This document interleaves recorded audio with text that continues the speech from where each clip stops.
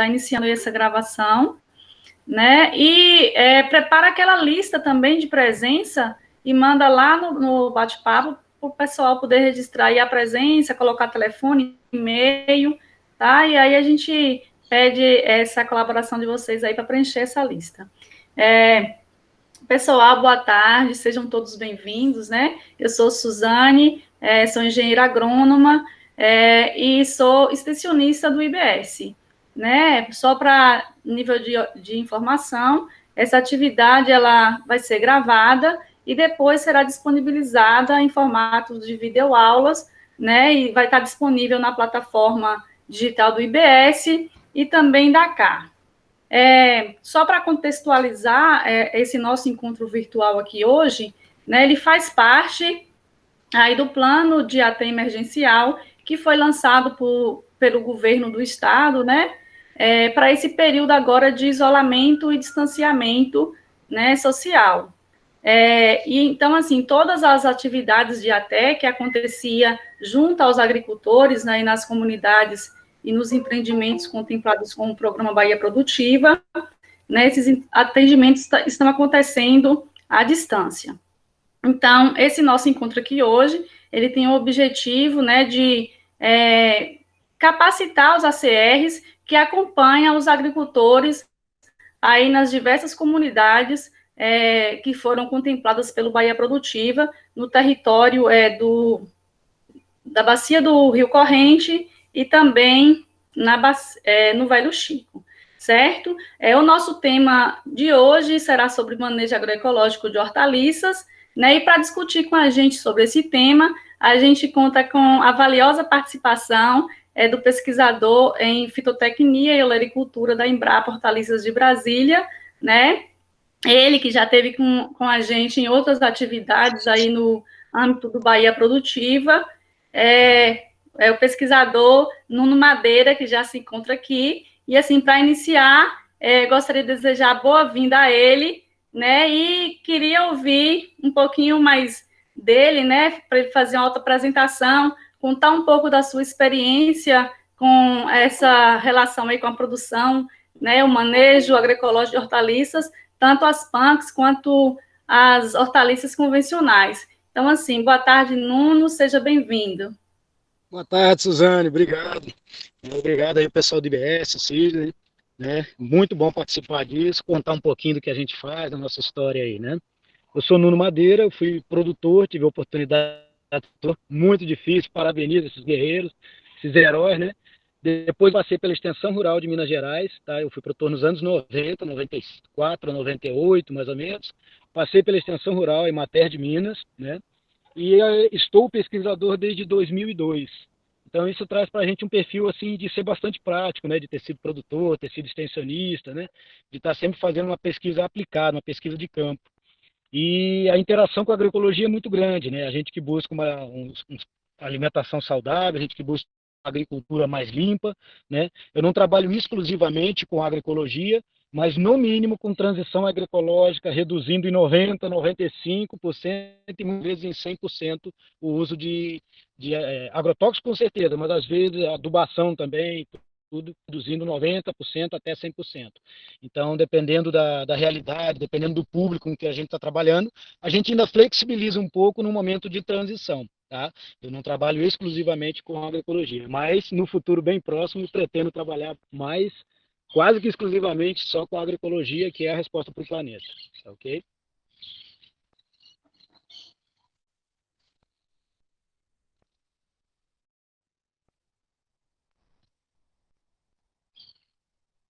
Não estou te ouvindo.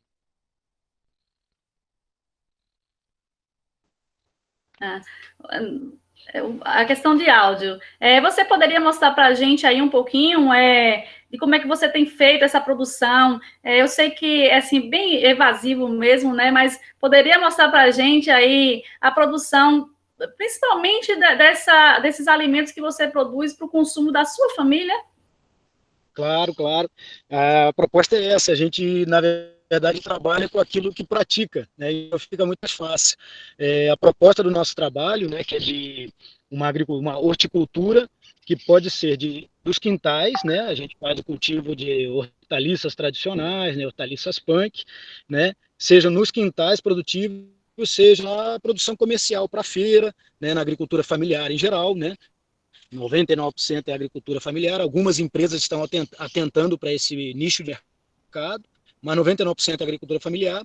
E aqui eu vou mostrar um pouquinho, aproveitando esse final de luz aí da tarde, um pouquinho do que a gente faz. Claro que assim é bem incipiente, é bem só para o consumo da casa, então a escala é micro, né? Mas assim é o que a gente propõe. Eu tenho sempre aqui em casa, na hora de almoçar, de 5 a 10 comidas, né? Saudáveis, saborosas, fresquinhas, né? Que eu tenho certeza da origem, que eu tenho certeza do modelo de produção, né? Que estão limpas, que estão sem agrotóxicos, né? E que tem um custo praticamente zero, porque eu mantenho as sementes, né? Tem espécie que está aqui comigo, rodando, muda de casa há 25, 30 anos, como a Aura Pronobis, né? Como peixinho, como azedinha, como capuchinha. Então vou passando assim uns slides só para aproveitar a luz da diversidade. Essa é a proposta. Quando a gente fala da segurança alimentar nos quintais, é a diversidade, né? Você comentou por alto, né? As convencionais, que a gente sempre pensa em alface, repolho, tomate, cenoura, beterraba, e tem as não convencionais, que são as punk. E eu trabalho com as duas, mas principalmente com as punk, porque elas são muito mais resistentes, muito mais resilientes, mais do que resistentes, elas vão bem mesmo na diversidade, né? E não precisam de agrotóxicos, a gente mantém a própria semente, né? Então são plantas muito mais tolerantes, muito mais fáceis de se trabalhar, a gente se sente um ótimo agricultor. É difícil produzir tomate em algumas situações, e é difícil produzir brócolis, é difícil produzir couve-flor, e essas outras espécies a gente se sente um craque, porque a gente consegue produzir porque elas são muito mais adaptadas. Então eu vou passar aqui uns slides, uma corrida aqui na hortinha só para mostrar. Tá? Eu estou debaixo do pé de pitangueira, já começa por aí, é o desenho do plantio. Ele está no meio de árvores, tá? Então fazendo como que uma agrofloresta, não é aquele modelo sintrópico, organizado, mas eu estou entre árvores, tá? Tem pitangueira de um lado, tem mamoeiro do outro, tem um guapuruvu que nasceu sozinho, que eu manejo sempre podando para ele servir de tutor para as pitaias. Então do outro lado ali tem mais uma goiabeira, tem mais uma outra pitangueira, tem um abacate, então tem bastante coisa, né? E isso dá um microclima mais propício para as hortaliças. Eu, se correr assim com o outro lado, ele não passa para o outro lado, não, eu vou ter que virar mesmo assim. Então, vai lá. Então, aqui eu estou enraizando. Essa é Mitsubá, tá? Essa aqui é a Aura Pronobis, aqui é almeirão, aqui é jambu, couves, rúcula, né? Pak choi, que é tipo uma couvezinha chinesa. Essa foi a sementeira, mas sobrou muda e eu deixei aqui mesmo. E vou usando ela meio baby assim, né? Aqui é um espinafre amazônico, tá? Do outro lado aqui eu tenho peixinho, aquele João Gomes, ou língua de vaca, né? Alfaces diferentes, né? O que mais tem aqui? Vinagreira roxa, hortelã, o cariru, que também é outro tipo de língua de vaca, a couvinha, a celósia, a mostarda, né? Mais alface. É, aqui tem a cebolete, né? Cebolinha fininha, aquela cebolinha francesa. Aqui tem o nirá, aqui tem o coentrão, aqui está começando a nascer fisales, vai produzir no inverno, um outro tipo de couve, espinafre de Okinawa, esse é um outro espinafre perene também que não acaba, tá? Vou indo para o outro lado aqui, cariru, peraí, aí aqui tem capuchinha, ali na frente tem moringa, Aura Pronobis já mostrei, né? Tem a chaia ali atrás, jambu, tá? Bastante jambu, mais capuchinha, mais um outro tipo de serralha, a vinagreira cuchá, que está no final de ciclo, está começando a fazer frio, e assim vai. Para cá eu tenho mais outras plantios, né? Coentro, mais João Gomes, mais capuchinha, mas basicamente o que eu queria mostrar é essa questão da diversidade. A gente tem praticamente agora, nesse momento, 3 canteiros com 6 a 8 metros de comprimento, um é mais curto e outros 2 mais compridos, e nessa área a gente tem taioba lá embaixo. Nessa área a gente tem uma diversidade de umas 30 espécies, pelo menos, talvez 40, fazendo as contas, né? Nas outras áreas aqui do terreno, aí tem mais Aura Pronobis de um lado, tem 23 frutas diferentes, né? Então, outro dia eu fiz uma contagem, contando com as medicinais, com tudo, tinha 92 espécies de plantas úteis aqui, que eu faço uso delas esporadicamente, algumas outras frequentemente. e essa é a proposta. A gente praticamente não compra hortaliça folhosa, tem algumas de raízes em algumas certas épocas do ano, tem outras como milho, né, em outras épocas. Então, a gente tem uma diversidade alimentar razoável. Isso que eu não tenho tempo para cuidar, eu não tenho oportunidade de ser agricultor em tempo integral, que eu adoro, mas né, a gente está sempre viajando pelos trabalhos da Embrapa, está sempre o período dos dias inteiro eu estou fora de casa, então não dá para cuidar melhor, né, de ter uma diversidade maior ainda. A proposta é que o agricultor, buscando a soberania, tenha o máximo de produção da sua alimentação saudável, né, com capricho, com carinho, e que tenha o excedente para venda nas feiras, né, para venda nas CSAs, nas cestas, em ramais de comercialização mais justos. Casado com a questão da agroecologia, está muito essa questão da comercialização justa, né? Não adianta também entrar no circuito viciado, né? Então aí em Correntina, por exemplo, tem aquela feira maravilhosa dos agricultores, né? Nós tivemos a oportunidade de participar, pegar uma chuvarada magnífica naquela final de tarde, né? Mas é um espaço espetacular e ali você vê que é agricultor mesmo tendo a oportunidade de trazer os seus produtos.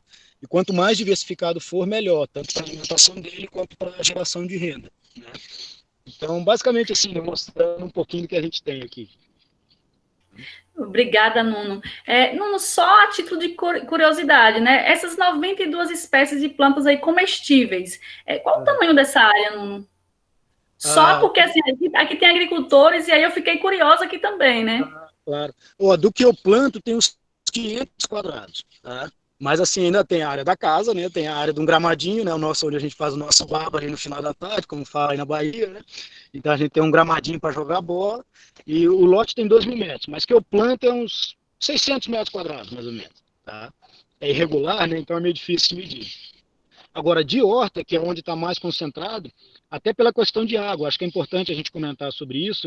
A gente tem um período de seca aqui de 4 meses, às vezes 5, às vezes até 6 meses. 2014, por exemplo, foi extremamente seco, né? E eu não tenho como ficar usando água de conta d'água, né? Então, eu não tenho poço e tal. Tem uma cacimba que está seca praticamente, de 11 metros, ela não suporta, né?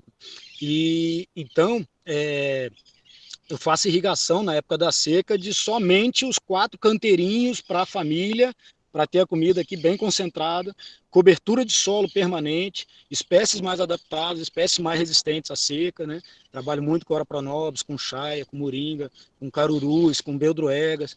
Então, claro que enquanto está frio, vai muito bem alface, vai muito bem brócolis, estou com brócolis plantado ali, tem repolho, mas depois que passa o frio, em agosto, setembro, outubro, é muito difícil produzir essas espécies. Muitas pragas, o brócolis nem fecha a cabeça. Então, a proposta nossa é justamente esse resgate da diversidade e a gente ter pelo menos aí umas 50 espécies de cultura, né, de plantas, principalmente hortaliças, um foco muito grande na melhoria da nossa parte nutricional, né? Ontem teve a oficina, né, com a Vera Nuga, né? E essa parte nutricional é fantástica. Felizmente o Brasil reduziu o problema de fome, está voltando, né, nos últimos tempos, mas assim, quando a gente compara 20 anos atrás, e aí a gente falava mais de carboidrato, de ter acesso à comida para matar a fome geral. Agora a gente está falando mais da fome oculta, da desnutrição, do desbalanço nutricional, muitas vezes problemas de obesidade, inclusive. E aí vem as hortaliças, né, com um papel fundamental da gente enriquecer a nossa dieta com hortaliças, com frutas, né, e reduzir um pouco o carboidrato, já que a gente não faz tanto esforço hoje quanto fazia 20 anos atrás, né? Não caminha tanto quanto caminhava, era normal antigamente, há 30, 40 anos, era normal ir para a cidade a pé, por exemplo, e voltar e caminhar 2, 3, 4 horas. Como essa vida mudou, eu acho que a gente tem que enriquecer a nossa dieta, em termos nutricionais e também de paladares, né? Então a gente tem aqui algumas plantas espetaculares. A couvinha eu passei ali por alto, mas a couvinha, por exemplo, que é uma planta espontânea, eu não consigo muito bem plantá-la, eu manejo. Ela, depois de 5 tentativas de plantio, conseguiu nascer em um lugar e da partir dali eu consigo manejá-la para que ela jogue seus filhotes em volta. Agora eu estou dominando um pouquinho a questão da produção de semente, mas até agora eu nunca 4 plantios tinham sido frustrados. Mas ela é simplesmente, assim, para mim, uma analogia como se fosse a baunilha das folhas. É Porófilo ruderale o nome científico. O paladar dela é espetacular. Parece uma baunilhazinha, dá um toque especial na comida. A peperômia, que é uma folhinha com gosto de pimenta do reino, nós encontramos lá na capacitação em Amélia Rodrigues, embaixo das folhas. Ela é bem comum, é a erva de jabuti.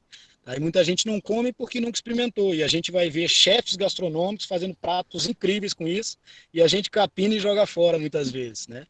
Então, o que a gente está trazendo é essa oportunidade de aproveitar o que nos é demonstrado de presente pela natureza. Legal? Obrigada, Nuno. A gente sabe, assim, que esses quintais produtivos, a produção de hortaliças, né, elas têm contribuído de forma bem significativa para essa questão da segurança alimentar e nutricional, e além das famílias, né, e, assim, além disso, também são dessa produção, né, das hortaliças, são dos quintais produtivos que têm surgido aí as feiras, né, as feiras agroecológicas, as feiras orgânicas em diversos municípios aqui na região oeste da Bahia. Assim, a gente sabe que a base para começar a produção é o solo, né? Então, assim, é a partir do solo que a gente começa. Então, assim, para os agricultores, né, que querem produzir para a alimentação aí da família e também para comercializar, por onde a gente, assim, começa? Um trabalho de manejo, de manutenção da fertilidade de solos é fundamental, tá, Suzy? A gente sempre preconiza, ter uma análise de solo é importante, é interessante, a gente sabe que muitas vezes não é viável na realidade de o quintal, inclusive, é muito diversificado. Eu já fiz algumas pesquisas aqui, dá 10 resultados diferentes, porque tem muito resíduos, né, nos quintais. Mas, assim, matéria orgânica é a resposta mais básica para fazer esse plantio de quintais. E se for um agricultor visando aí uma produção um pouco maior para as feiras, essa matéria orgânica, acho que a principal fonte dessa matéria orgânica tem que ser a adubação verde. Tá? Quando a gente fala de matéria orgânica, todo mundo pensa no esterco, na cama de frango, e eles trazem consigo certas dificuldades, né? Quando a gente começa a usar muita cama de frango, vê desequilíbrios, começa muitas vezes a ter, inclusive, contaminação por causa de nitrato, e ela tem que ser compostada, a gente sempre fala para fazer uso de composto orgânico, e mais do que isso, você vê que é uma matéria orgânica que queima muito rápido. E já quando a gente faz uma adubação verde, aqui, por exemplo, durante o verão, durante a época chuvosa, eu faço um rodízio. Então, 3 canteiros desse aqui estavam com 2, 3 metros de altura, de plantas espontâneas até, com um pouco de braquiária, um pouco de mileto. Tava vinagreira, que agora está deitada aqui assim, ó. Ela deitou agora de tão carregada que está de peso, mas estava vinagreira com 2, 3 metros de altura. Tá? Tinha amaranto, eu aproveitando as folhas de amaranto, então fazendo adubação verde, inclusive fazendo uso como alimento. Mas eu fiz um pousio nesses 3 canteiros bem intenso, fiquei cultivando esses 3.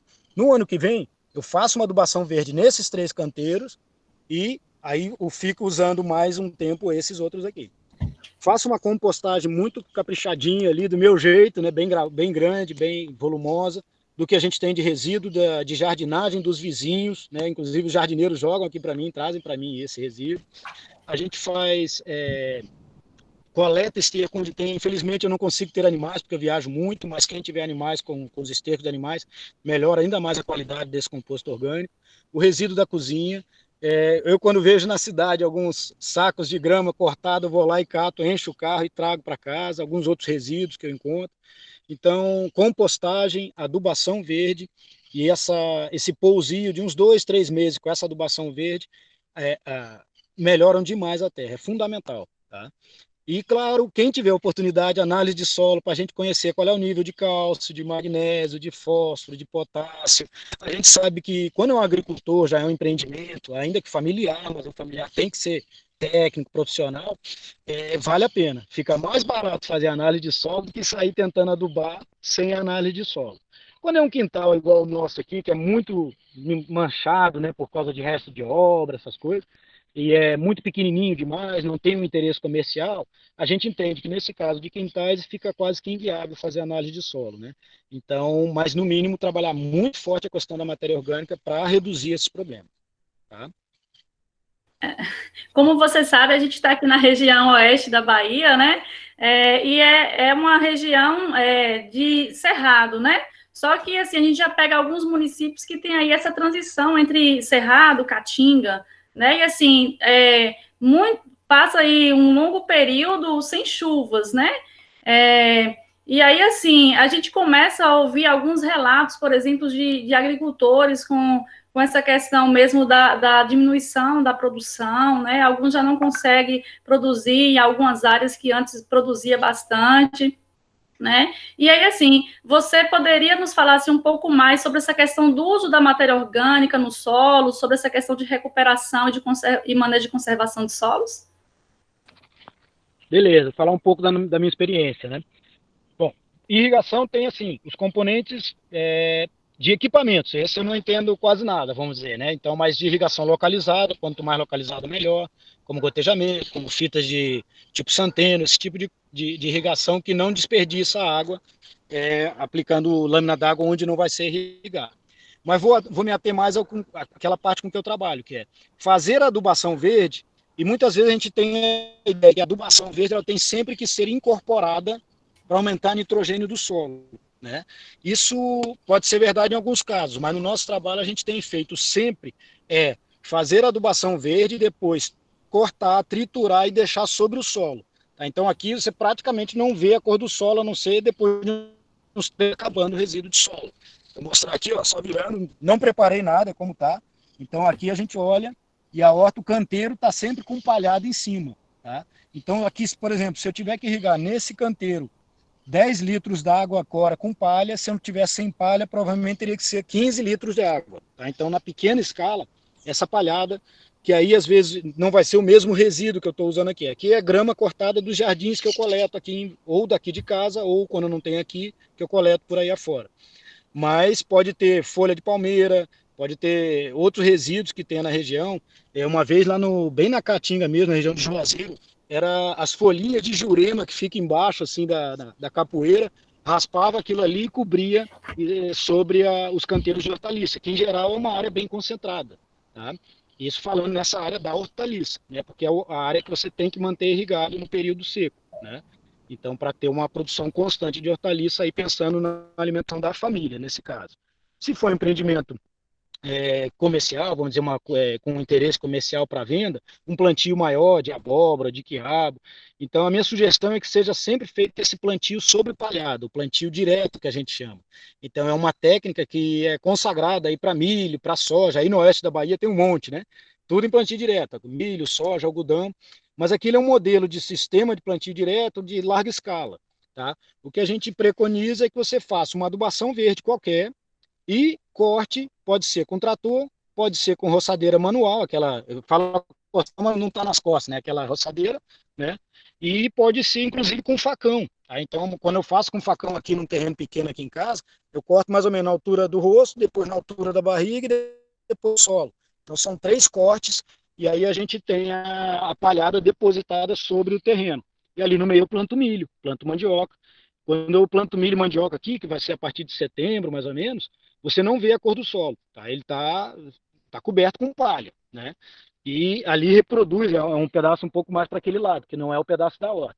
Ali reproduz o que seria uma roça, vamos dizer assim, né? A área do roçado. Aqui na área da horta, não. A área da horta já tem um pouco mais de desenho de canteiro, a rotação de culturas com adubação verde alternando, né? Deixando formar uma vegetação espontânea, uma adubação verde espontânea, mas com 2, 3 metros, manejada. Se tiver pragas que eu não desejo, eu retiro, como a tiririca ruim, não a tiririca amarela, que essa eu como, é uma delícia, mas a tiririca rotundos, né? Rotundos, cíperos rotundos, que é praga, né? Vamos dizer assim, né?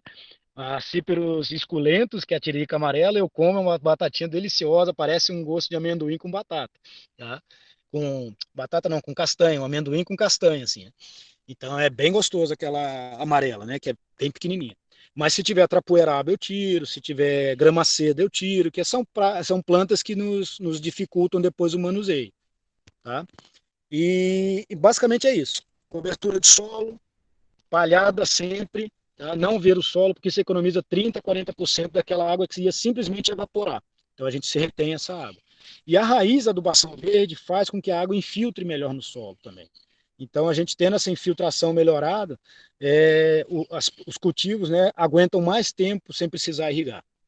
Outra questão assim que eu queria que você trouxesse um pouco para a gente com relação ao controle aí dos insetos, né, e também das plantas espontâneas, né, como o pessoal chama aqui o mato, né, a erva daninha, né, assim, a gente tem visto muito aqui na região e, assim, por parte dos agricultores familiares, muitas vezes, né, a questão do uso de inseticidas, né, para o controle de insetos, né, e do uso também de herbicidas para o controle dessas plantas espontâneas, né, da erva daninha, do mato, como o pessoal chama aqui na região. Que resposta, assim, a agroecologia tem para isso, né? Quando a gente faz adubação verde, sabe, Su, baixa muito a infestação por essas plantas indesejadas, né? Essas que realmente são problemáticas de controle, de manuseio, tá? Então começa a haver uma seleção, né? Primeiro porque ficou ali mileto, ficou crotalária, e essas plantas elas soltam exudatos da raiz impressionante. Se você fizer uma palhada de mileto, não nasce quase nada no meio do mileto, porque ele solta tipo um suco celular das raízes, que a gente chama de exudato, que impede a germinação dessas plantas infestantes que são consideradas praga. Tá? Então a gente consegue depois fazer o plantio no meio da palhada, a gente roça. Tá? O momento de roçar é importante. Se eu roçar quando ela está muito novinha, ela rebrota, ela perfilha. Né? Mas quando está já bem pendoado, já florescido, já está bem maduro, né, vamos dizer, o milheto, mas ainda sem ter semente viável, a gente vai lá e corta. Tá? Já fizemos isso aí na Bahia, fizemos em Pernambuco, né? Desculpa, Ceará, na região de Itauá, e nossa, o milheto aí, em 40 dias, ele produz uma massa alta e está começando a florescer aos 40, 45 dias. No momento que ele começa a florescer, a gente roça. Roça, tritura, tá? O solo foi, no primeiro, a gente tem que fazer preparação prévia, tá? Mas o solo, no primeiro ano, é preparado. Às vezes, nos anos para frente, não precisa preparar todo ano, tá? Dependendo da textura, da estrutura do solo. Mas a gente fez esse semeio a lanço de milheto. Aí depois, quando triturou, né, quando roçou, foi com roçadeira, praticamente não nasce nada no meio. É só abrir um berço, né, o que antigamente se chamava cova de plantio, né, a gente prefere chamar berço, né? E cova é para defunto, né? Então berço é para uma muda, para uma nova planta. Então a gente abre o bercinho de plantio e planta ali uma muda de hortaliça, por exemplo, uma abóbora, um semente de hortaliça, abóbora, seja quiabo, seja berinjela, seja giló. Então a gente abre um bercinho ali de plantio e planta no meio dessa palhada, tá? A adubação foi feita antes, se for necessário.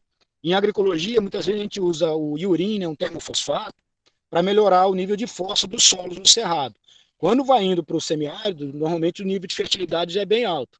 Mas quando a gente vai para o cerrado, os níveis de fósforo já costumam ser mais baixos. Então a gente precisa aumentar a caixa de fósforo e para isso a gente usa antes da palhada um termofosfato. Tá? Tem esse detalhe. Mas fazendo esse manejo com a palhada, o mato fica muito reduzido. Tá? Isso é por causa da cobertura, da barreira, e pelo fato de, no meio da palhada anterior, não ter nascido, enquanto ela estava em desenvolvimento, não ter nascido muito mato. Então a gente já sai na frente com relação ao mato. Quando começar a dar mato, as plantas que a gente deseja, seja hortaliça, seja milho, seja mandioca, já vão estar em bom desenvolvimento, com 60 dias para frente. E aí a gente tem uma facilidade de catação ou de capina muito maior. Tá? Com relação aos inseticidas, ou fungicidas também, no caso de doenças, fungos, a gente realmente, quando faz a opção por plantas mais resistentes, mais adaptadas, tem muito menos problema. Então, por exemplo, eu tenho muita dificuldade de plantar tomate aqui, tá? Então, tem uma época do ano que eu consigo, estou até com uns 10 pezinhos de tomate para a família, mas fora dessa época, só se aplicar muito produto, mesmo que seja produto orgânico. Então, eu acho que a opção por espécies mais adaptadas, mais rústicas, mais resilientes que a gente faz aqui, é a resposta para a gente ter uma redução muito grande do uso de agrotóxicos. Né? Então, plantando caruru, plantando vinagreira, beldroega, amaranto, ora pronobis, chaia, moringa, mostarda, almeirão, tem um monte de espécies, né? A gente não vê quase praga nelas. Taiobas, inhames, né? Os carás, caramuela, né? Mandioca mesmo é um espetáculo, batata doce, inclusive comer a rama da batata doce que a gente não come, a rama da abóbora que é uma delícia, ela é meio áspera assim, quando você faz inclusive bolinho de cambuquira, né? Ela meio que empanada milanesa, você não acredita como é saboroso aqui. E a gente não faz uso disso, muitas vezes inclusive dá rama demais a abóbora e a batata doce, a gente reclamando da rama e aquilo é uma comida extremamente rica. A folha da batata doce tem mais proteína que a batata, né? Claro, né? Até pela composição, mas ela tem mais de 15, 18%, quase 20% de proteína, né? Dependendo da variedade, na folha da batata doce. Tá? E a gente não usa isso, né? Então, a gente fazendo a opção por essas espécies mais resistentes, eu acho que reduz muito também o uso. Tá? E claro, diversidade também, plantas companheiras, consociação, buscar um caminho assim para a agrofloresta, se não uma agrofloresta plena, mas o consórcio, fazer linhas de mamoeiro, por exemplo, de moringa, de plantas de porte alto que vão dar um microclima mais ameno, né? As pragas, muitas pragas, elas se disseminam muito porque tem um ambiente único, né? Monocultivo, ainda que seja um monocultivo pequeno, mas assim 1 hectare, por exemplo, e ela não tem barreira, tá? Ela não tem, só tem abóbora, por exemplo, e aí vem a broca da abóbora e multiplica, multiplica, multiplica. Se a gente tiver no meio de pomar, no meio, né, de um pomar de mamoeiro, se a gente tiver um milharal mais aberto e com abóbora embaixo, essa incidência de pragas tende a ser muito, muito menor. Tá? Então, quando a gente tem plantas, né, consorciadas, desenho de agrofloresta, que também vai economizar muito da água, tá? Porque ela propicia infiltração. Não precisa ser aquela magnífica agrofloresta que a gente vê por aí, né? Dessas agroflorestas sintrópicas agora, que estão muito em voga e que são realmente uma resposta espetacular como modelo agrícola. Mas algo nesse caminho, como eu faço aqui, por exemplo, misturado, frutas e hortaliças misturadas, né? Então, isso já é um modelozinho de agrofloresta. Eu só não vou evoluir até o estágio de deixar a floresta ficar plena, porque senão eu fico sem área para plantar, né? E aí é a agrofloresta completa. Então eu vou interrompendo. O guapuruvu chegou, ficou muito alto, eu vou lá e corto para que ele, inclusive, me sirva de estaca, né? Sirva de tutor para as hortaliças que eu faço embaixo. Mas ele continua lá, tá lá o guapuruvu, tem ali o vilão, que é uma madeira que era usada para fazer canga, né? De gado. Então tem a capororoca que nasceu sozinha, eu deixo e a gente vai fazendo o uso dessas espécies sempre podadas e essa biomassa volta para o terreno, inclusive. Tá? Então, o consórcio desses modelos vão ajudar a reduzir. Sempre vai surgir, para algumas espécies muito exigentes, né, muito suscetíveis a pragas e doenças, sempre vão surgir alguns casos. Né? Tomate, com certeza, vai surgir alguma doença, alguma praga, e aí a gente tem, claro, a opção de produtos biológicos. Hoje em dia tem um leque de mais de 200 produtos biológicos registrados, né? Então a gente tem uma facilidade muito grande de buscar. Mas antes de chegar no problema, a nossa proposta é essa: é a diversidade e a escolha de espécies mais resilientes. A gente vai abrir agora, a gente está aqui com os ACRs, né, que está participando, tem outros colegas também. Então, assim, esse momento, se alguém tiver alguma pergunta para Nuno, né, pode se inscrever aí, pode fazer a pergunta aqui no bate-papo, mas também pode abrir a câmera aí, desbloquear e desbloquear o microfone e tá fazendo a pergunta, certo? Alguém se inscreve? Alguém deseja fazer alguma pergunta? Alguns dos ACRs. Então, Sidney. enquanto o pessoal toma coragem, deixa eu só falar um pouco aqui. A gente desenvolveu um trabalho, eu acho que foi muito interessante ter podido contar com a presença do Nuno na região, lá, né, em Correntina, em dezembro, fazendo um trabalho com a gente. Nós implantamos um banco de plantas de hortaliças tradicionais lá em Correntina, em parceria com a Escola Família. E nós também fizemos junto aí com o Nuno uma atividade prática, né, que ele pôde conhecer esse banco e até fazer orientações práticas para os ACRs em dezembro. Mas agora, essas plantas estão se espalhando pela região, né? A gente está distribuindo as mudas, distribuindo as sementes. Então, a gente vive um momento muito interessante em que as famílias começam a ver essas plantas crescendo nos seus quintais. Então, provocar o Nuno no seguinte: agora que essas plantas estão chegando nos quintais das pessoas, o que vem junto com essa chegada dessas punks, né, dessas hortaliças tradicionais? Tem que mudar alguma coisa na prática, né?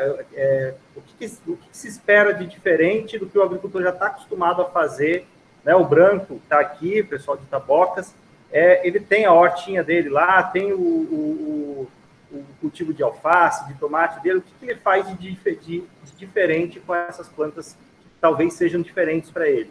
Depende de cada caso, sabe, Sidney? Mas basicamente dá para fazer o plantio muitas vezes consorciado com a planta convencional com a qual ele está acostumado. Então vamos dizer, por exemplo, eu vou mostrar 2 exemplos aqui do que eu estou fazendo, assim, empiricamente. Às vezes não é nem sistematizado, mas ocorre aquela planta espontânea naquele local e a gente não tem exatamente a necessidade de capinar naquele momento. Dá para esperar chegar no momento de colheita, fazer a colheita dela sem prejudicar o nosso cultivo principal. Tá? E aí eu vou mostrar aqui rapidamente. Ó, aqui eu plantei alface. Dá para ver aí, gente? O que é que está no meio? É trevo, tá? E esse trevo eu como salada, né? Ele é azedinho, riquíssimo em vitamina C. Você faz um suco dessa, ele vai chegar até uns 30 centímetros de altura. Aí a gente faz um suco, fica parecendo um suco de limão, por exemplo. Tá? Mas eu uso mais em salada mesmo. Né? Aqui outro exemplo, eu já plantei as mandioca e do lado da mandioca veio o caruru. Maravilhoso. Essa aqui, inclusive, é a variedade mais saborosa, mais gostosa que tem de caruru, essa daqui. Tá? Então, eu vou tirar. Agora está chegando no ponto. Chego aqui, nesse estágio, e está ali a mandioca. Tá? Então, eu não vou prejudicar o desenvolvimento da mandioca, porque eu já vou tirar, amanhã já vai para o almoço um maço de caruru dessa planta. E essa, ao invés de posso ir aí para a feira, por exemplo. Aqui tem uns produtores que estavam vendendo muito bem. Deixa eu virar para cá, acho que por causa do sol ali. Estavam vendendo muito bem maço de caruru. Tá? Então, é uma das espécies que eu acho assim, tem um potencial gigantesco. O Brasil já consumiu muito caruru, que aí na Bahia acho que chama de bredo, né? Se não me engano. E tem pratos típicos que eram feitos com bredo, né? E em outros países, até hoje, é muito comum, hortaliça frequente, como espinafre, não é? É o amaranto, né? O gênero. Aí muita gente, quando a gente fala amaranto, pensa naquele grãozinho, né? No pseudo cereal. Mas não é. Também se pode comer o grão. É muito gostoso, torradinho, fica delicioso, mas não rende muito, né? Eu fiz por curiosidade. O que realmente é uma abundância enorme, 34% de proteína, saborosíssimo. Quando eu faço uma feijoadinha aqui no fogãozinho de lenha ali, eu faço caruru de um lado, couve do outro. 99% das pessoas preferem o caruru refogado. Eu ainda boto, depois que eu comecei a frequentar a Bahia mais, aí eu boto um pouquinho de leite de coco, faço meio que a moda do efó, deixando desmanchar bem, fica mais gostoso ainda, tá? E quase todo mundo prefere o caruru do que a couve, por exemplo, que é maravilhosa também, mas assim, a preferência das pessoas. E quando você pergunta para as pessoas, seja para o alto consumo, seja para venda, mas esse caruru que você tem, que nasce espontâneo, rapaz, isso dá um trabalho para capinar, é uma desgraça, né? Então, depende do caruru, né? Então, uma das coisas que se deve fazer, Cine, é selecionar, sim. Eu estou com umas 4 seleções de carurus diferentes aqui, tá? O caruru, aquele que dá no meio da soja, no meio do milho, ele é o Amaranthus palmeri, aquele é muito fibroso, desagradável para consumo. Mas na horta, se nascer daquele, a gente vai separando. Hoje não nasce mais nenhum aqui, tá? E eu não tenho tempo para estar cuidando, não. É uma seleção rápida, né? Aqui não tem tiririca. Tinha um monte, eu catei tudo. É manejo, é catação mesmo, né? A gente vai fazendo uma seleção natural, a gente vai selecionando aquelas plantas que nos agradam mais. Hoje só nasce esse, que é um Amaranthus deflex, nasce aquele vermelho que eu já tirei a semente, ele vai a 2 metros de altura, foi aquele que nós levamos para aí, vocês viram, né? Aquela bem vermelhada. A gente chama de amaranto, porque é Amaranthus cruentus, ele é da mesma espécie que o que dá o grãozinho, tá? Então tem 2 seleções daquele e 2 desse, tá? Umas mais verdes, outras mais avermelhadas, quer dizer, já indicam um teor de antocianina nesse avermelhado. Ainda não fizemos análise por falta de recurso, mas com certeza ficou vermelho e antocianina, né? Então a gente sabe que tem compostos funcionais aí enriquecendo ainda mais. E proteína desse cara aqui, ele ganhou de Ora Pronobis, cara. E é delicioso para comer. Beldroega, por que não? Eu deixo no meio da alface, né? Por acaso agora já acabaram, porque elas são mais do verão, então esfriou, foi acabando. Mas ainda tem umas pequenininhas, mas eu vou deixando elas formarem no meio da alface, e aí eu vou usando conforme eu vou fazendo salada. Deve ter aqui, ó, ainda tem uma outra, última aqui, ó. Então aqui ainda tem, ó, tá? Então tá no meio da alface, não tá me incomodando, eu vou produzir alface do mesmo jeito, né? É 1 metro quadrado que eu planto, depois eu planto mais 2, 3 metros, e eu vou fazendo escalonado assim, né? Para família. Rúcula, a mesma coisa. Aqui tem 3 pedacinhos de rúcula de 1 metro. mas nasce alguma coisa no meio da nossa convencional que é comestível, eu faço uso dela lá na horta. Então, a questão de manejo é essa, é fazer separado, seleção de sementes, seleção da variedade que você não gosta, você tira, e vai ficando só o que você gosta. Tá? Aqui desse lado eu tenho muito do Major Gomes, João Gomes, língua de vaca, mata compadre, tá? E a gente come demais isso aqui no verão. No verão eu não consigo produzir alface. Não é porque eu não sei, é porque isso me dedicaria muito tempo, eu tinha que, né, proteger contra a doença, ela fica pequenininha, fica amarelada, fica feiosa, e eu tenho uma abundância de comida aqui que substitui a alface, e com ganhos nutricionais ainda por cima, e de graça, né? Então, a proposta é essa. Pode comer alface quem quiser, mas é diversificar, não condenar as demais ao esquecimento, né? As outras hortaliças não convencionais ao esquecimento. Deixei para um lugar aí com a luz melhor aí. Beleza? Não sei se respondi bem, mas basicamente é isso. Selecionar o mato que a gente deseja, né? E consorciá-lo com a planta que a gente deseja ter. Deseja ter alface? Bota no meio da alface. Mas pode deixar fazer um canteiro de amaranto contínuo assim, a gente coleta a semente, joga em cima, cisca o canteiro, vamos dizer assim, com a enxada, forma um tapete, quando ela está com 30, 40 centímetros, é um espinafre espetacular. Tá? Basicamente é isso. Beleza? Tem mais um inscrito aqui, MBS Souza, perguntou se pode fazer uma perguntinha. Pode sim, deve fazer. Só para mostrar.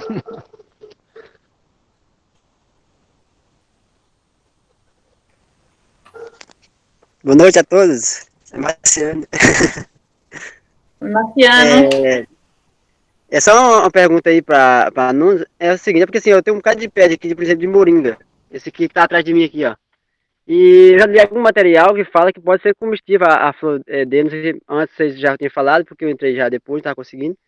Se pode comer essa florzinha dele e como faz. Tá. Tem um bocado de pé aqui agora. Beleza. Valeu, bom, moringa. Opa, é Marciano, né? É Marciano. Opa, obrigado aí pela pergunta. Muito boa. Vou lá na moringa aqui. Vou chegar ali. É seguinte, a moringa, assim, tem vários usos. Até a raiz dela é comestível. Quando eu planto um canteiro de moringa, eu já planto mais semente para depois pegar a raiz, fazer ralado, e tem gosto de rabanete, é um gosto picante, sabe? Só tem que meio que cozinhar uns 30 segundos, que é o que a gente chama de branqueamento, né? Essa é a raiz. Aí depois, o que eu uso muito mesmo é a folha, né? Então, tá aqui podada várias vezes, ó. Tá dando para ver aqui, ó? Aqui ela está podada várias vezes, né? Então eu podo mais ou menos na altura de 1 metro e meio, mais ou menos, tá? Essa aqui está até passando, porque a gente não dá conta. Um pé é muito para uma família, né? E as folhas, tá? Usos múltiplos, o pessoal seca, desidrata, mas o que eu gosto de comer mesmo é com ovo mexido, espinafre, jogo dentro do feijão, boto numa carne assada para enriquecer, tá? Para que a gente tenha o mais integral possível essa folha, tá? Ela verde ainda. Pode fazer ela desidratada, os papagaios, desidratada, e aí fazer a farinha para enriquecer pães e massas. A flor tem registro do consumo dela, sim, tá? Ali tem umas lá em cima, assim. Vou até quebrar um galho aqui que eu já como a folha. Aí a flor, tá aqui a florzinha dela, dá para ver? Tem registro, mas ela é meio miúda. O que eu já vi assim, comendo cru em salada, eu não recomendo. O que eu vi é pegando um bocado de flor, fazendo bolinho frito, joga farinha, joga ovo, farinha, faz ovo, aí beleza, aí tá bem mais graúda. Aqui tá miudinho, tá lá no alto, né? E aí ela fazendo assim, frito, né, empanado, para fazer o consumo, como se fosse a milanesa, sabe? Mas é muito trabalhoso, é muito gourmet demais, sabe? Não é uma coisa muito prática, né?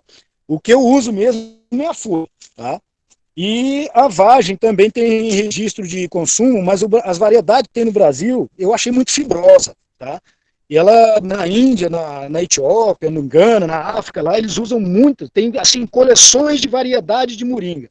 Tem umas variedades lá que tem, assim, 3 palmos de comprimento da vagem, tá? Então é para fazer vagem mesmo, né? Então a planta é selecionada para comer a vagem quando ela está com menos de 1 centímetro, bem fininha, tá? Agora, no Brasil, todas as vagens que eu provei eram muito fibrosas, não era agradável para comer, não. Tá? Então, Flor, te respondendo aí, só se for a milanesa, nunca comer crua. Aliás, de uma maneira geral, moringa não se deve comer crua nunca. Ela tem teor de tanino, de alcaloidezinho e tal, que quando cozinha, degrada. Ou quando torra, tá? Degrada. Mas o pessoal estava comendo crua, estava dando até uma dorzinha de barriga, até a Anvisa proibiu a moringa. Né? A gente fez um dossiê técnico agora, mandamos para a Anvisa, com a Associação do Brasil de Moringa, UNB, né, a Universidade de Brasília, e nós da Embrapa, para reverter esse processo. Né? Então, o consumo estava errado. Não se deve consumir moringa crua. Sempre refogada, cozida, empanado, frito, torrado. O consumo da semente da vagem também, o pessoal come muita semente da vagem, tem que ser torradinha, tá? Nunca crua, ok? Valeu, bem explicado aí, gostei. Valeu mesmo aí. Opa! Ah, e só um detalhe, viu? Só um detalhe. Maneja a moringa sempre com hortaliça, cortando ela lá embaixo, a mais ou menos 1 metro de altura. A gente está fazendo 8 cortes por ano. Sem irrigação no nosso caso. Se fizesse irrigação, dá 10 cortes por ano. E a gente bota até 8 plantas por metro quadrado no canteiro de horta. Beleza. Eu plantei uns aqui como barreira aqui, porque assim, a propriedade da gente aqui é um sistema de um agrofloresta também. Esse aqui, na verdade, não é o quintal de casa, mas a propriedade da gente aqui também é um espetáculo assim, de plantas também. Que beleza. E é esse que a gente plantei com barreira ao redor da casa aqui. Agora nós estamos começando a usar para consumo. Eu ontem recomendei para um produtor orgânico fazer barreira entre talhões com moringa. Perfeita a ideia. Algum outro ACR gostaria de participar? Outras pessoas que estão presentes também gostariam de fazer alguma pergunta? Tem alguma dúvida para o Nuno? É interessante, só uma observação, Suzy. Como falou de moringa, acho que é importante fazer uma pequena observação sobre as orientações que a gente está dando na região para o uso da moringa na alimentação alternativa de aves. Né? Contextualizar só para, de repente, contribuir para o debate. Uhum. Basicamente, a recomendação que a gente vem passando lá no nosso trabalho é de não usá-la crua nunca, né?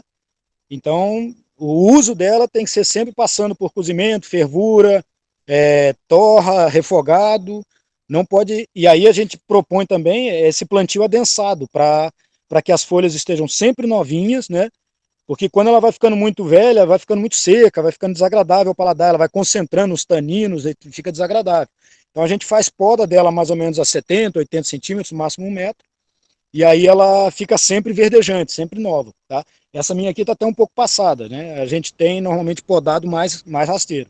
É que como eu só tenho 2 plantas aqui, eu podo de um lado, deixo o resto crescer, depois podo do outro e vou fazendo esse rodízio. Tá? Mas é sempre essa orientação, nunca comer crua. E, por enquanto, a Anvisa ainda não publicou nenhuma outra portaria revendo isso. A gente mandou o dossiê tem mais ou menos umas 2 semanas. Tá? Eu acredito que vão liberá-la. Né? Eu participei da reunião lá na Anvisa, estava proibida. Elas falaram, não gostamos muito da presença da Embrapa, muito consensual, com bom senso, vamos dizer, né? Porque tem gente querendo também explorar a situação de plantar 4 milhões de pé e fazer todo mundo comer cápsula de moringa a R$1.000 o quilo, como um produto medicinal, né? Aí produto medicinal tem legislação para produto medicinal, né? Alimento é alimento, né? Então o alimento pode até ter funcionalidade, a gente sabe, mas não é vender a R$1.000 o quilo, dizer que é medicinal uma planta que está em qualquer esquina por aí afora, né? Então o que a gente deseja é que todo mundo tenha os seus pés de moringa nos quintais, se não tiver espaço em casa, planta na praça, planta no jardim da escola, em qualquer canto, e que tenha acesso a moringa como hortaliça folhosa, né? Essa é a nossa proposta, tá legal? E em breve a gente está querendo importar umas variedades oficialmente da Índia, que tenha aptidão para vagem também, tá? Vagem e semente, né? Mas por enquanto no Brasil as que eu provei não prestava não, era muito dura. Tá? Ao pôr do sol, hein? Nuno, aqui tem mais uma pergunta de uma ACR, e ela pergunta o seguinte, como fornecer a moringa como ração aí para aves? Isso é possível? Eu já ouvi sim relatos, eu mesmo não com essa alimentação animal, mas a gente está em parceria com alguns produtores para fazer pesquisa, mas ainda não tem resultado definitivo não. O que eles vêm fazendo é a desidratação, tá? E em secador, a gente sempre recomenda fazer secador pelo menos a 60 graus ali, 65, para que tenha essa queima, né, vamos dizer, essa inibição dos taninos, dos alcaloides e tal, que ela tem um pouquinho. E que dá uma certa indigestão, uma certa indisposição, tá? Mas ela, a produtora que levou, ela não me disse que teve problema nenhum, não. Ela teve problema uma vez com amaranto, com caruru. Carurus de 2 metros de altura, mas isso a gente já tinha ouvido falar também, é muito rico em tanino, tanto que a gente não consegue comer caruru cru, né, o bredo, né? Aí eu tô me referindo ao bredo. Mas ela disse que teve problema, as galinhas, no caso foi galinhas, teve problema. No caso da moringa, ela não falou que teve problema nenhum. Só que a gente não tem ainda uma pesquisa assim de ganho de peso, de potencial de substituição de uma outra fonte proteica, alguma coisa nesse sentido. Nós estamos mandando um projeto, a primeira fase está aprovada, em que vai ter um componente de alimentação animal com ora pronobis, com moringa e estudar um pouco mais essa questão do amaranto caruru, né? Tá? Então, aí por enquanto ainda não tem essa resposta, tá? Em termos de pesquisa. Eu sei que ela fornece como desidratado, né, e com essa torra uns 60, 65 graus, e aí mistura na ração. Eu não sei a porcentagem exatamente, ela não falou os detalhes, não. Tem mais uma pergunta aqui da Maristela, ela é do Rio Grande do Sul, e ela pergunta o seguinte: sabe dizer se ela adapta bem em clima frio? Sei. Ela não adapta bem em clima frio, tá? Então, o que a gente tem feito em regiões mais frias, até em Curitiba a gente fez um plantio lá para o último Hortipunk. O Hortipunk é o Encontro Nacional de Hortaliças Punk, o próximo será na Bahia, aliás, aproveitando, né, ele foi adiado 2020, 2021 por conta da pandemia, tá? Mas vai ocorrer. Fiquem atentos, deve ser em maio de 2021 junto com o Congresso de Agroecologia, tá? Mas, eu até me perdi um pouco. Do frio. O que a gente faz lá? A gente leva a semente, que a gente produziu ou em outra região, porque lá não chega a produzir semente, faz o plantio em setembro, outubro, tá? E aí dá até para adiantar de fazer o plantio de muda num viveiro, né, que é mais quentinho, a partir do final de agosto. Aí faz esse plantio adensado, tá? E vai começar a colher com 2, 3, 4 meses está colhendo. E o verão do Rio Grande do Sul é quente, tá? Então, a não ser que seja a região de Gramado, de Canela, uma região muito fria demais, né? De São José dos Ausentes, que é 1.000 metros, mas assim, se for a região normal, baixada, se for a região até 400 metros de altitude, o verão de lá é bem quente, chega a 35, 38 graus. Então ela desenvolve normal, outubro, novembro, dezembro, janeiro, fevereiro, março, abril. Quando vier o frio de maio, é que ela vai minguar um bocado, vai perecer muitas vezes, tá? E aí ela vai parar o desenvolvimento. Mas dá para fazer esse uso. Tá? E a semente de moringa é bastante fácil de achar, é só ter contatos, né, de outras regiões, comprar, tem diversos ramais. Hoje em dia, fazendo busca, você encontra semente de moringa bem facilmente, tá? E num preço acessível. E o que a gente recomenda, ainda mais nesse caso, que é para fazer o uso como hortaliça folhosa, é esse plantio adensado. A gente fez de 4 a 8 plantas por metro quadrado, né, num canteiro, ou uma outra proposta que a gente também já fez, plantar a cada 1 metro no meio do canteiro de alface, por exemplo, e aí vai dar um microclima para alface no verão, tá? Então, a gente, quando era um produtor de alface, a gente botou a cada um canteiro com moringa, um canteiro sem, um canteiro com moringa, um canteiro sem. E no meio do canteiro estava plantada a moringa a cada 1 metro. Ela chegava na altura do rosto, 1,80 m, 2 metros no máximo, corta lá 70 centímetros. E fica só o toquinho. Aí ele vai rebrotar com 3, 4, 5 brotos. Chegou a 1,70 m, 1,80 m, 2 metros, corta de novo. Cada corte é uma colheita, tá? E a gente faz aqui em Brasília, sem irrigação, 7 a 8 cortes por ano. Com irrigação, dá mais, dá 10 cortes aqui. Como o frio no sul é intenso, talvez sejam 4, 5, talvez no máximo 6 cortes por ano. Tá? Esse é o manejo que a gente propõe para moringa no frio. Respondido, Maristela? A gente já está caminhando agora para o final do nosso encontro virtual com o Nuno, né? E aí, assim, Nuno, eu só queria ressaltar mais uma vez que, assim, grande parte dessas punks aí que foi mostrada no seu quintal, lógico que não chega essa quantidade de espécies aqui ainda na Bahia, né? Mas a gente já tem bancos, né, de multiplicação em parceria com a IFA de Correntina, que você esteve, né, em dezembro de 2019, e aí, assim, tem mais 24 associações, né, os empreendimentos que a gente acompanha pelo Bahia Produtiva, que também já estão implantando esses bancos aí de multiplicação de punks. E dizer que o banco aqui da EFA, né, em parceria com o IBS, está aberto para receber mais materiais, principalmente aqueles que se adaptam bem, assim, aqui à nossa região, tá? Eu gostaria agora que você fizesse as considerações finais para a gente encerrar o nosso encontro de hoje. Ô, Suzane, muito obrigado, né, novamente pelo convite. Foi um prazer, né, mostrar um pouquinho do que a gente faz. É bem simples mesmo, mas eu acho que é bem aplicável, né? E cada um na sua realidade, com o seu clima, com as suas espécies, fazendo as adaptações, né, da sua região, das suas regiões aí diferentes. Então, mais uma vez, agradecer essa oportunidade. Obrigado, pessoal do IBS, ao Sidney. O João está por aí também no grupo, não sei, né? E os ACRs, vocês... Estamos aqui, rapaz. Jogador de futebol. Opa, é meu professor dos babas lá, né? Tá certo. Jeito, né? E aí, aos ACR que estão lá na ponta, muito obrigado, força aí nesse momento difícil, viu? E essas plantas têm um potencial gigantesco de reduzir a insegurança, né, alimentar, a dificuldade até de, muitas vezes, de obter semente, de climas e de transporte, às vezes, né? Então, a produção local de alimentos é um fator fundamental para a segurança e soberania, tá? Muitas vezes a gente fala segurança e esquece da soberania. Aí fica dependendo de comprar semente de alface, semente de brócolis, semente de repolho, semente de tomate. E aí, quando a gente faz conta, às vezes fica meio que no 0 a 0. Então, é soberania de ter os meios de produção, né? E alimentar e nutricional, melhorar a nutrição. A gente já comentou por alto, mas hoje em dia a gente tem mais problemas de desequilíbrio nutricional, talvez, do que de insuficiência alimentar, eu diria, né? Claro que ainda existe muita fome pelo país, reduziu muito, mas a gente tem muito problema de desequilíbrio nutricional que a gente pode sanar com essas espécies. Então, muito obrigado novamente, um ótimo trabalho. A gente voltando à normalidade, ao novo normal, né?